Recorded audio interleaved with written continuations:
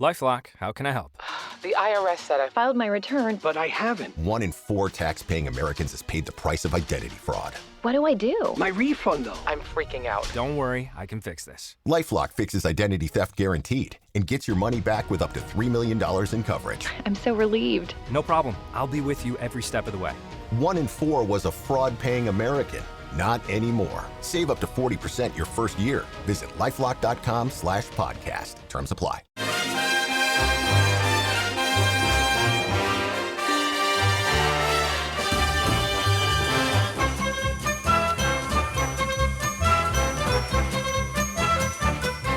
Hello everyone, I'm Chris Wynn. Welcome to How We're the podcast. And for the fourth time in 6 games, we are gathering not long after the final whistle to react to a Sunderland defeat.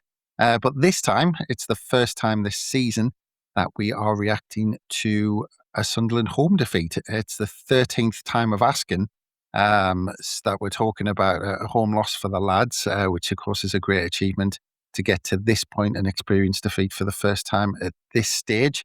After our 1-0 defeat to Liverpool. But just like after the Arsenal game at the weekend, it just feels in some ways that we just came up against a top-class side. The lads battled like they always do, but in the Premier League, I think we're just going to get these sort of games. So to help me go through the action and to give his thoughts on the game as well, we have Bomber with us. Good evening, mate. Good evening, Chris. How are you?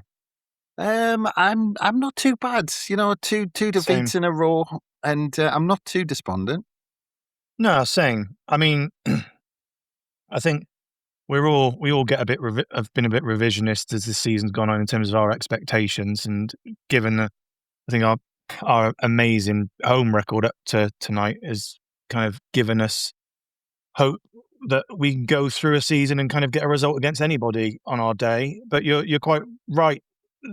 This game and the Arsenal game, just two teams that, you know, are up in the upper echelons of the Premier League and have been for a long, long time. And you'd think, if you take the positives away from it, you'd think there'd be a bigger gulf than there actually was. So I know that the Arsenal game, you know, I think the scoreline kind of flattered Arsenal a little bit. They probably deserved to win the game, but I thought 3-0 was harsh. And today, you know, Liverpool made it count when it mattered. And we probably lacked that little bit of cutting edge in the final third and in the box where they didn't really. Yeah. I mean, you've touched on something there that, I mean, I wrote the preview for this game and I was kind of bigging it up. I was really excited about it, talking about game under the lights, you know, the rain as well, in front of the cameras, playing a big side, we're unbeaten at home. But it's almost like this game, if we played it earlier in the season, we would have felt maybe more anticipation and more excitement about it. It seemed to me that there was just an element of expectation that seeped into the crowd and the atmosphere. Possibly in the crowd. I thought a couple of times, this sounds a bit flat here, even at 0-0. I know that we'll obviously get on to the intricacies of the game, but I thought the first half we were okay, but not great. But even in the second half, when we were better, it sounded, on the TV at least, sounded really quite flat out there. Like you could hear the Liverpool fans predominantly in that second half. You could hear people, you know when it's quiet in the stadium, like, because you can hear individual shouts from the crowd, and there was a lot of that in both halves, but particularly noticeable in the second half. So yeah, I'm not sure if it was an air of expectation or it is literally a freezing cold February night with a 8:15 kickoff in the pissing rain. So that's probably got something to do with it, and I'm putting in a relatively flat first half performance. But yeah, we have come to expect, and I guess from the outside looking in, people might think that we have got a bit complacent. I certainly don't think that's the case on the pitch. I'll caveat that. But there is a confidence, and rightly so, because the results speak for themselves, but there is a confidence about us at home amongst the fan base. And sometimes we just need to remember that. I think it probably puts into perspective, just how well we've done for those 12 home games prior to tonight. And really, you know, hopefully now that I say monkeys off the back because it's not the case because it's a record that you actually want. But now that record, unbeaten record at home, has been broken, and we're just another team in the Premier League now that wins games and loses games at home. We can reflect, take a step back, and just really appreciate what a great run it was, and just put it down to the fact, I don't know what odds you would have got for us to go unbeaten at home all season. It would have been pretty high, I'm sure. But yeah, even the very, very best lose games at home. So it's nothing to be ashamed of. It's nothing to be despondent about, and just be proud of the run that we went on in the first place. Yeah, I imagine, knowing what the bookies are like, it'd probably be similar odds for Leicester to have won the league that season, for us to stay undefeated at home all season. But yeah, I'm just going back into that point, because you think about the start of the season and you think about the kind of viewpoint of the game, the viewpoint of the atmosphere. It was almost that we thought that, we're in the Premier League and, back the players, back them from the off, and they don't necessarily need to do anything to make the crowd react to what's going on the pitch, because the crowd were already up for it. But do you think now that's flipped a little bit to the point where actually now the fans are waiting for the players to do something to respond to, rather than just having the atmosphere already there? Possibly. And again, it might seep into that. I'm loath to use the word complacency, because it's difficult to be complacent as a fan, because you're not the people on the pitch kicking the ball, trying to put it in the goal and trying to stop the opposition from doing so. But that might have crept into it a little bit. And I think if that is the case, all it does is highlight just how important, the 42, 43, 44,000 Sunderland fans that turn up for home games are to that run. I'm not saying that, if we'd have had the same atmosphere tonight that we had opening day against West Ham, the result would have been any different. But it was certainly noticeable. But yeah, I mean, the optimist in me would like to think that it was just weather conditions, 8:15 on a Wednesday night, with it being on the telly as well. But that said, it is Liverpool. Liverpool come to town. You want to be up for it. You want to make sure that the fans are up for it. But yeah, I think we've performed so well, and we've seen every single one of our players do things that get the crowd going, above and beyond what they already were. That the baseline for the noise and the atmosphere that's been at the stadium like throughout this season. The players elevate that. But you're right, it just felt a little bit today like the fans were anticipating and waiting for something to get them up for it. Yeah. Yeah. Well, I mean, let's go into Regis Lebrus's team, because he made one change from the defeat at Arsenal, which was Talby coming out and Angulo coming in. And you could almost say, how much did Talby do wrong to come out? Maybe that was slightly harsh. I'm not sure how that conversation would have went, but were you surprised at that change? Yeah, I was, because I think I said right at the top, even though the Arsenal game was a 3-0 defeat, I don't think it was a 3-0 defeat in terms of performance. I felt Talby was good, and he's been, pre-AFCON, and actually since he's come back, has been continued to be one of our most improved and better players.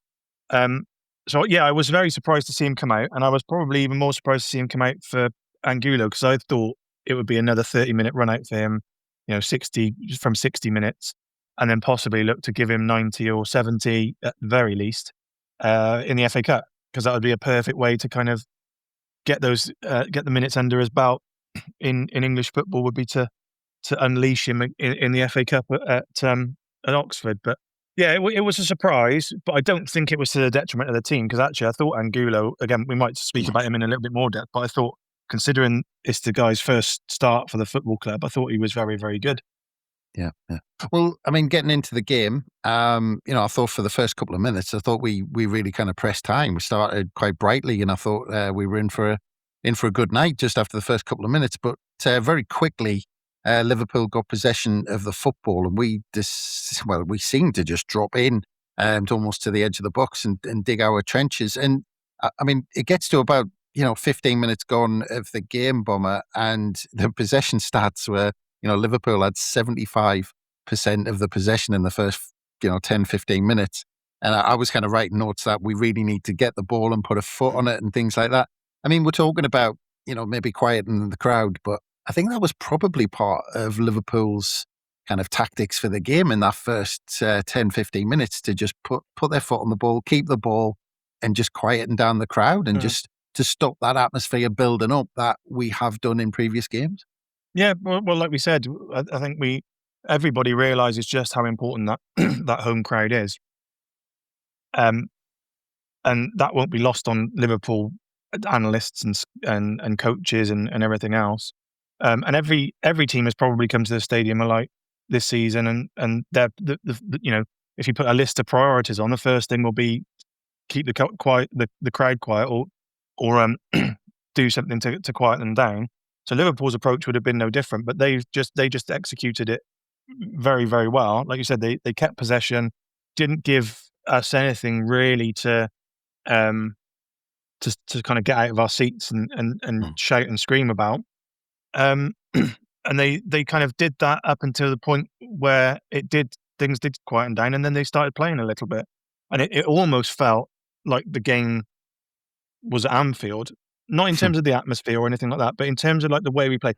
That first half, and in particular the first 30 minutes, that's not how Sunderland have played at home. That's not how we strategically, tactically, that is not how we've set out to play our home games. It did feel a lot more like an away game in terms of our approach to it, and Liverpool capitalised on it.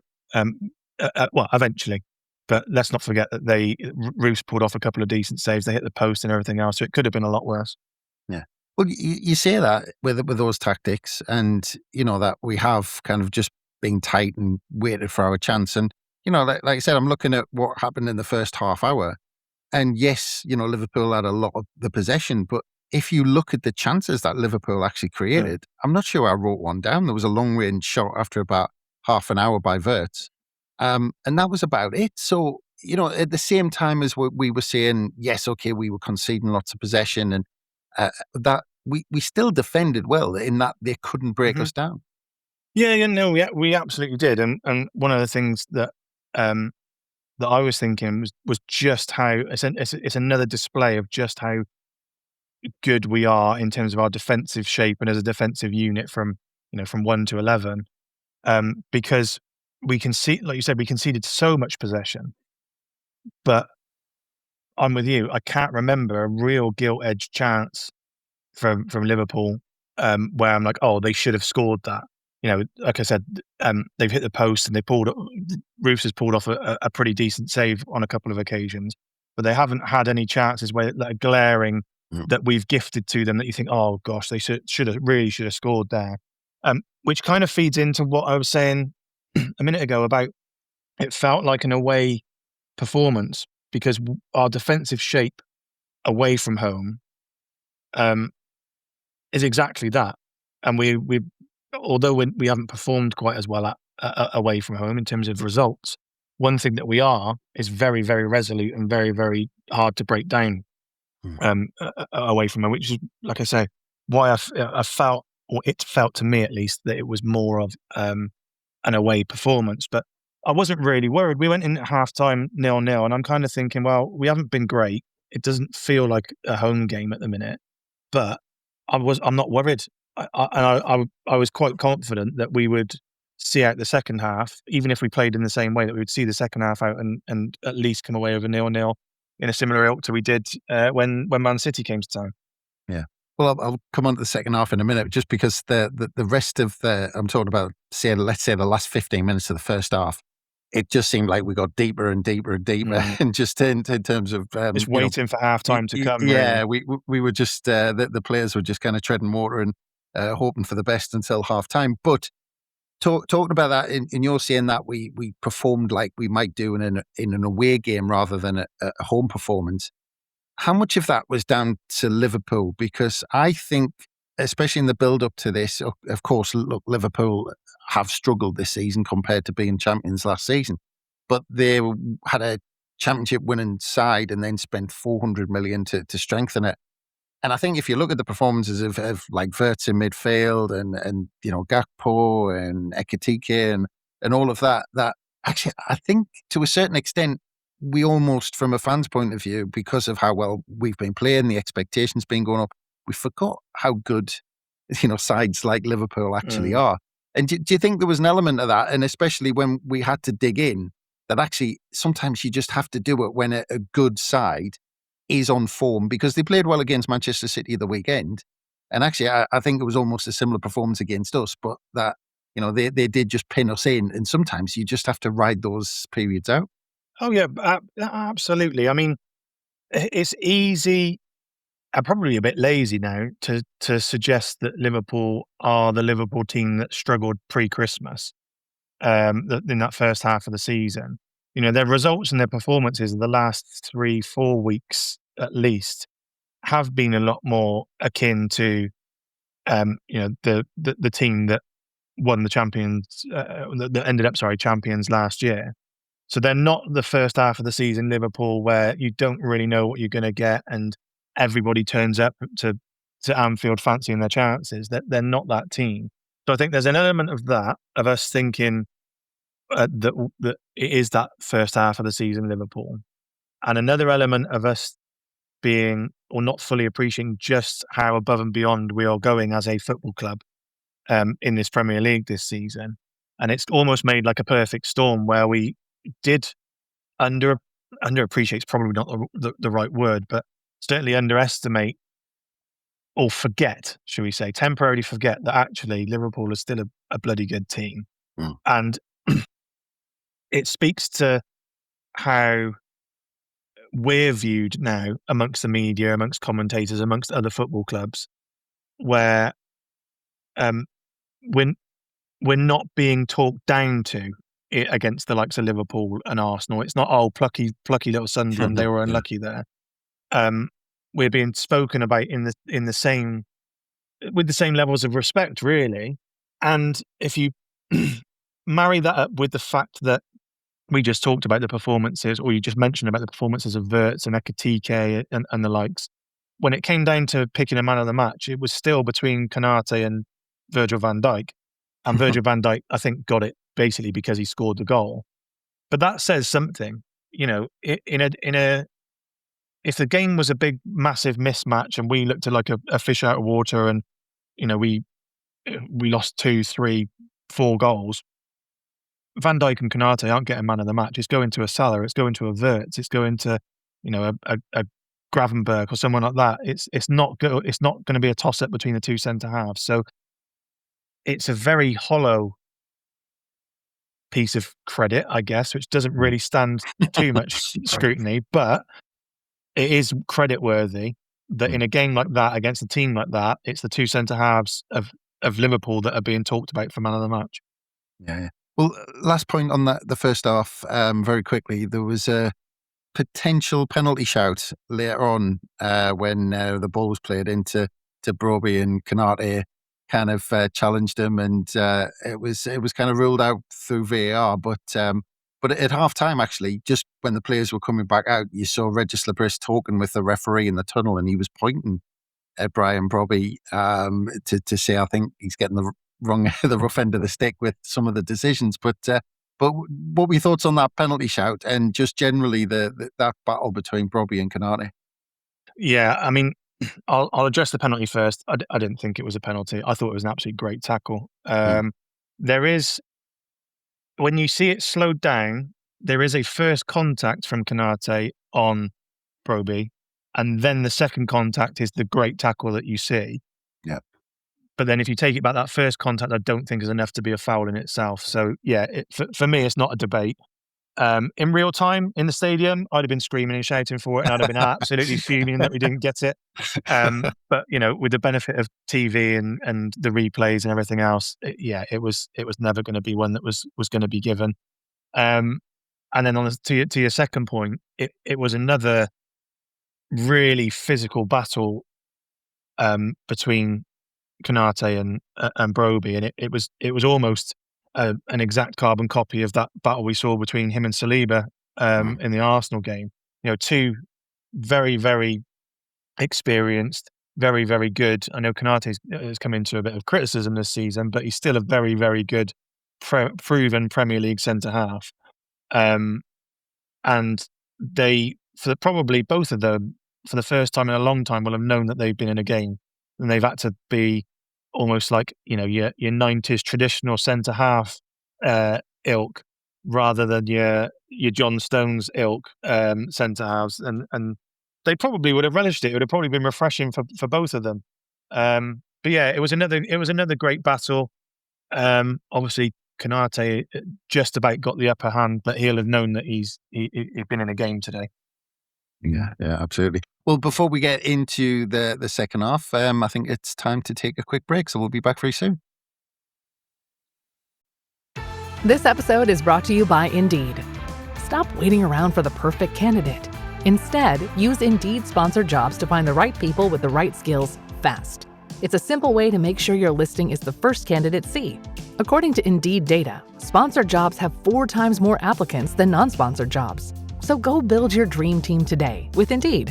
Get a $75 sponsored job credit at Indeed.com/podcast. Terms and conditions apply. And welcome back to How the Podcast. And we've gone through the first half, and with the start of the second half, Bomber, I thought we started really well. I thought here we go. We've had kind of a time to regroup, and Regis Labus has had a word with them. And then first 5 minutes, the second half possession was 70% to Sunderland, and we had a couple of half chances. I know Hume had a shot just over in those first 5 minutes, but I thought we started the half really well, and we showed some intent, didn't we? Yeah, it was a positive start.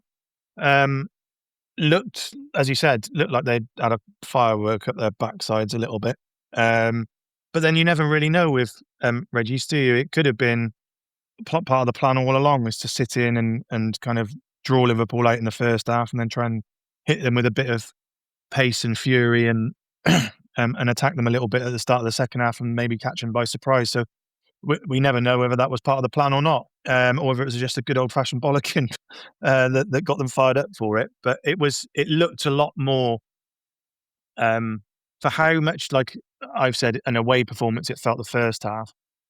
It was very much, we started the second half very much as a home team, pressing, looking to get on the front foot, looking to cause trouble rather than just contain. And that first few moments just filled me with a bit more confidence that actually, we could get 3 points from this rather than 1. Because at that point, I still felt that Liverpool weren't going to score. I still felt that we would have enough to keep them out. We'd need a little bit of luck along the way, obviously, but yeah, it was a good positive start. And the crowd for that first part, anyway, that second half, the crowd got up and responded to it as well. But then it kind of died down. But yeah, the start was a positive one, and much more what we used to be seeing at a stadium like.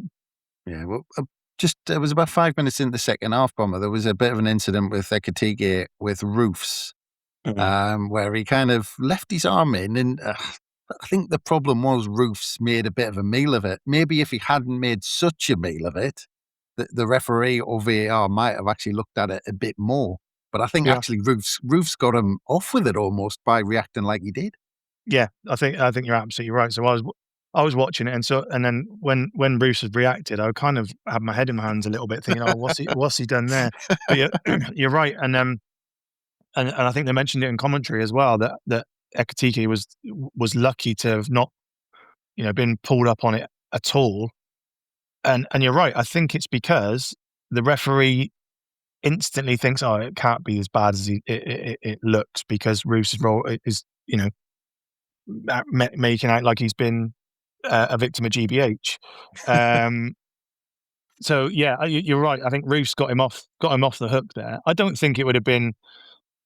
It possibly would have been a yellow card, perhaps. I don't think for 1 minute it would be something that should be looked at as a potential red or a sending off. But the decision has been made a lot easier by the fact that Roos has reacted in the way that he did. Well, for football in general, I'm glad they're not giving those and sending players off Yeah. for them. But in a Yeah. game where it's against Sunderland, I'm asking for a red card. Oh yeah, here it's the same with all of those, Chris. Like if it's against your team, it's the biggest misserving of justice in the history of football. But if it's given against you, you're gonna be absolutely raging.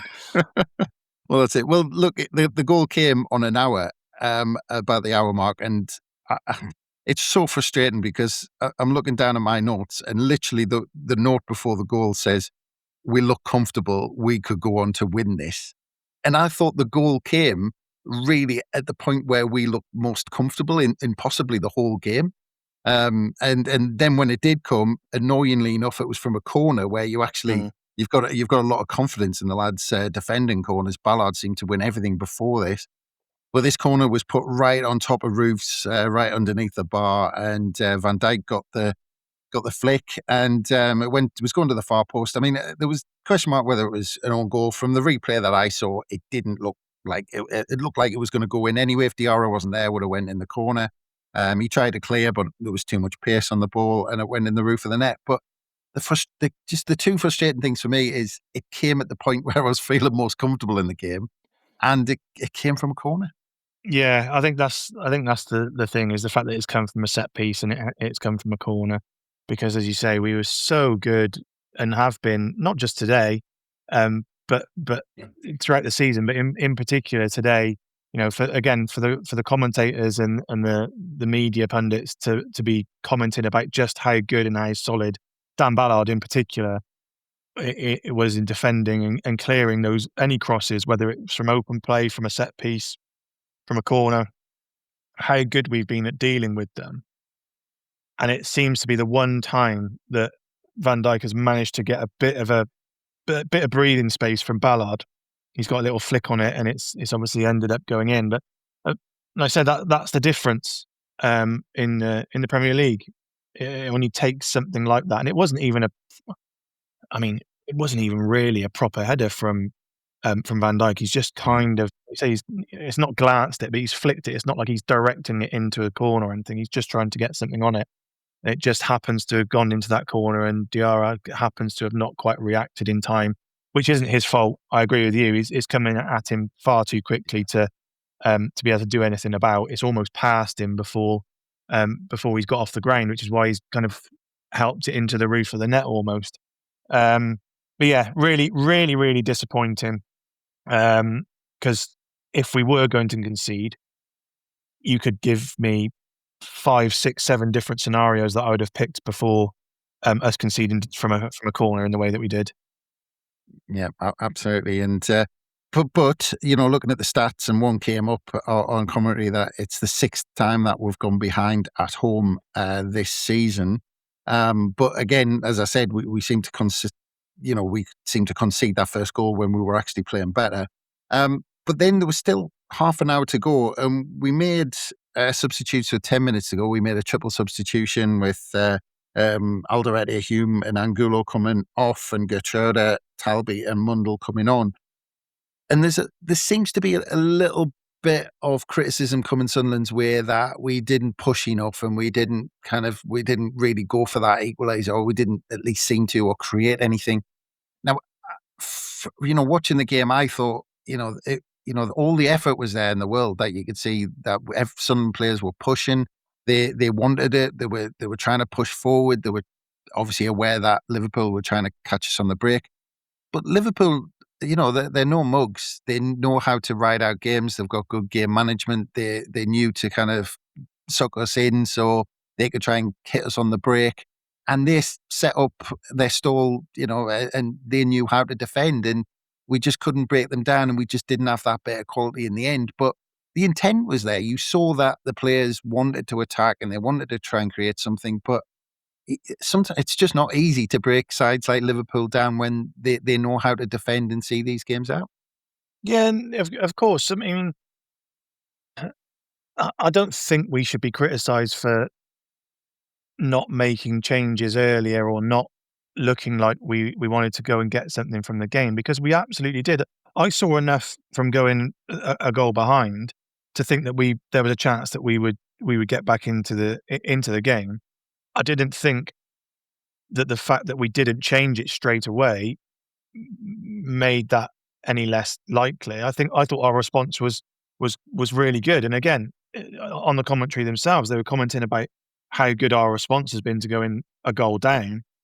So I think any criticism in that would be harsh, because it's still 1-0 with half an hour to go. You don't need to be desperate and think, oh Jesus, we've gone 1-0 down, quick, throw Isidore on, throw Mayenda on, throw everybody on, because you do that and you still got a third of the game to go, and you're just as likely to end up with a 3 or 4-0 defeat, which is a lot more damaging than continuing to play well and ending up losing 1-0. I mean, I don't have a problem with it, Chris. I'm certainly not going to criticise, and Regis has got more than enough credit in the bank with me before I start criticising decisions that he makes. And I'll be honest, I don't think that so many of the changes, apart from the Isidore one, because obviously that meant that we went 2 up front, which in my opinion you do with 10 minutes to go or 5 minutes to go. You don't do with half an hour to go at when you've just conceded and gone 1-0 down. The others, so Talby for who did he come on for? Talby came on for Hume. Right, Trade. yeah. But it's in terms of what sort of player they are. It is a slightly more attacking, albeit it's not necessarily a change of shape. It's a slightly more attacking substitution. But I don't think, like I said, I don't think making those changes earlier or making slightly different changes would have changed the way, necessarily changed the result, or certainly made us more attacking. It was what we did with the ball in the final third, or the lack of what we did with the ball in the final third, should I say, that was the reason why we didn't really get back into the game, rather than Kemsyn Talby didn't come on early enough, for example. Yeah. So I reckon most of the criticism will come about because of what you've just said, where we got into that final third but didn't produce anything, didn't create anything. Now, do you think that's something, that a symptom of what came out of the game, that maybe the tempo wasn't high, we weren't pressing high enough, or do you just simply think that Liverpool are a good side, and in the end we just didn't have enough quality when we got into those positions in the final third? Because one's almost saying that we just weren't good enough in how we played, in our performance levels on the night, and the other one's just saying we played okay, but the quality wasn't there. I think the answer lies somewhere in between. Genuinely do. I mean, us being a little bit blunt in the final third isn't new. It's something that certainly for away games, it's something that we have seen and that we have kind of accepted. But we've still managed to find a way to pull out results and get back into games and win games and pick up points. But we are, when we criticise and when we look at performances, etc., to a certain extent, your performance, you only perform as well as your opposition will let you. Which then speaks to what you were saying about Liverpool. I mean, if you look at that back line that Liverpool have, Endo, all right, he kind of was out of position a little bit, but you've got the world's best centre back for 6 of the last 10 years. You've got Andy Robertson, who, albeit is a Scottish international, has been branded one of the best fullbacks in the world for the last 6, 7, 8 years. You've got Alisson, who's the best goalkeeper, or has been the best goalkeeper in the world for probably at least half the time he's been a professional footballer for Liverpool. I think we need, again, when we're fully analysing our own performance, we need to appreciate just how good those players are, and just how much they've played together, and how much they know each other's strengths, each other's weaknesses. And like I said, sometimes you only perform as well as the opposition let you. And you've got some of the world's best players in their positions playing for Liverpool at the Stadium of Light tonight. And I think we just need to appreciate that a little bit more, rather than just be too heavy on the criticism of what we did or didn't do in that final third. Yeah. Well, quickly, Bomber, we'll get a Sunderland man of the match from you. Who do you think should get it from a Sunderland point of view? I think easily Enzo Lefebvre. Easily Enzo Lefebvre. On the ball and off the ball, he was brilliant. He was probably, if you had to pick one player that didn't deserve to have lost that game of football, I would say you could argue Robin Roos, because he was brilliant in everything that he had to do as well. But Enzo Lefebvre, like I say, on and off the ball, was absolutely fantastic. And him in that central role, he's just thriving so much. He's such a joy to watch. And he was again tonight. Yeah, it's going to be interesting when Xhaka comes back to see if he still plays in that central role. I'll give a shout out to Michele as well down that right hand side. I thought he kept bombing up and down. I mean, Michele was good, but he lost points for me when he did that little cut inside and then just blazed it over the bar in the last 15 minutes or so. Did all the hard work, and instead of squaring it to Lefebvre, he was screaming for it. He just decided to blaze it over the bar. But I tell you what, for the 15 minutes before that, people have been screaming at Sunderland players to have a shot. So I mean, that's true. You can't really win, can you? No, you can't. But just to sum it up, look, 11th in the table, we're on 36 points still, looking comfortable. We're enjoying the season in terms of the Premier League. But actually, it kind of feels good with these last two games to just almost get out of that Premier League cycle for a weekend and turn our focus to the FA Cup this weekend. Yeah, and I think we've said about it. I think I've been on with you and Johnny and talked about the FA Cup. It's a nice distraction to have on the back of two defeats, albeit defeats to Arsenal and Liverpool respectively. And I think now that home record is out the way, and like I said right at the top of the recording, that we're just like another one of those teams now that wins games at home and loses games at home. The Premier League can take a bit of a backseat, and why not have a little run at the FA Cup and see what we can do? Because I say we're sat in mid-table. We need a pretty decent run to seriously mount a challenge for any sort of European or Europa League or Conference League places. We're not going to go down, so let's just enjoy the rest of the season. Hopefully, pull off some good performances. Pull off a win at St James's Park. And see if we can get through to at least a semi-final and another trip to Wembley in the FA Cup. Why not? Yeah, exactly. And just to put it out there, the last time we played Oxford in the fourth round of the FA Cup was, of course, back in 1992, and we ended up getting to the final that year. So I'm just going to throw that one out there. Early doors. Oxford win. Early doors. Yeah, that might backfire on us. But just like to say thank you very much for your time, Bomber, because if you hadn't joined us, people would have just been listening to me trying to sum up the game. Well, there's probably people out there that would have preferred that, mate, rather than listening to me. But yeah, pleasure as always, my friend. Good stuff. Thanks, Bomber. And thanks again, everyone, for listening. Don't forget, we'll have loads more analysis on the Roker Report website of the game. We'll have pods every day this week to reflect on the defeat against Liverpool, and looking forward to hopefully getting through in the FA Cup at Oxford at the weekend. And yeah, so look out for all of that. But from us, it's bye for now.